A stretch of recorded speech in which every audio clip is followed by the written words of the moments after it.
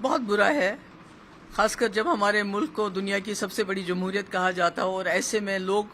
बड़ी आशा के साथ वोट डालते हैं,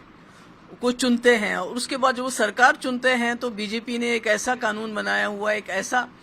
उन्होंने आदत डाल दी है कि वो जोर ज़बरदस्ती, डरा धमका के, लालच दे के उन सरकारों को तोड़ते हैं, उस वोट की बेइज्जती करते हैं और अपने हिसाब से लोगों को अपने साथ मिलाते हैं और साथ ही पहले उनको करप्ट बुलाते हैं, उनको बेईमान बुलाते हैं, उसके बाद उन्हीं लोगों को अपने साथ मिलाते हैं। तो मैं समझती हूँ कहीं ना कहीं जो हमारे मुल्क की जमहूरियत को ये सबसे बड़ा धचका है। तो पहले शिवसेना टूटी, अब एनसीपी,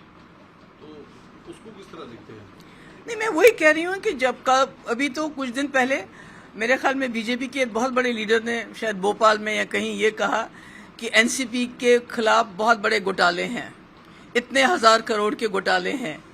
और नाम लेके लिए और आज उन्हीं को मिलाया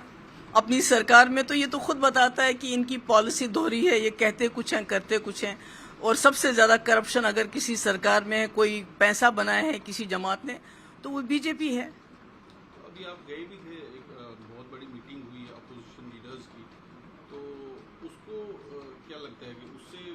कोई जोड़ाव है? बिल्कुल डरते हैं, घबरा गए हैं, बिकॉज इनको पता है कि अगर अपोजिशन इकट्ठे हो जाती है तो 60% से ज़्यादा वोट अपोजिशन के पास है, तो फिर तो इनका कोई चांस ही नहीं बनता है। ये तो पूरा जो अगर अपोजिशन इकट्ठे नहीं होती है तो अगले वक्त में संविधान का ये नामो निशान ख़त्म कर देंगे, डेमोक्रेसी का ये नामो निशान ख़त्म कर देंगे और जो लोगों की इस वक्त लोकशाही है,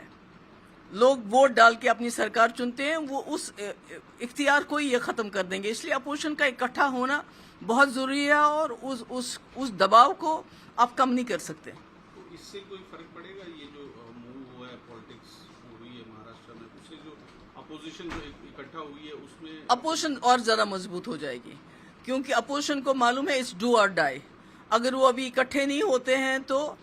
जो जम्मू कश्मीर की हालत है, जम्मू कश्मीर एक खुला जेल बना हुआ है जहां बात नहीं कर सकते हैं, तो अपोजिशन के जितने भी लीडर हैं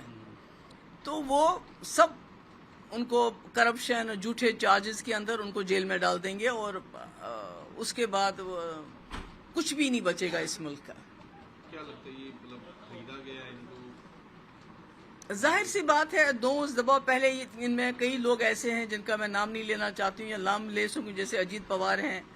दूसरे भुजबल साहब हैं, तीसरे वो जो क्या नाम है उनको, कोई हसन है क्या उनका नाम है, उनके ईडी के छापे पड़े, उनके खिलाफ इन्होंने करप्शन के केसेस बनाए, आज वो इनके साथ मिल गए, एक डिप्टी सीएम बन गया, 2 मिनिस्टर बन गए। तो ये क्या बतलाता है? ये बतलाता है कि बीजेपी जो है वो ईडी और दूसरी करप्शन एजेंसीज का इस्तेमाल कर रही है अपोजिशन को दबाने के लिए, तोड़ने के लिए, और उसके बाद उनकी सरकार गिरा के अपनी सरकारें बनाती है। यानी वोट को ये बेइज्जत कर रही है, जो इस मुल्क की सबसे बड़ी ताकत है वोट, और उसी वोट को ये मिसयूज कर रही है।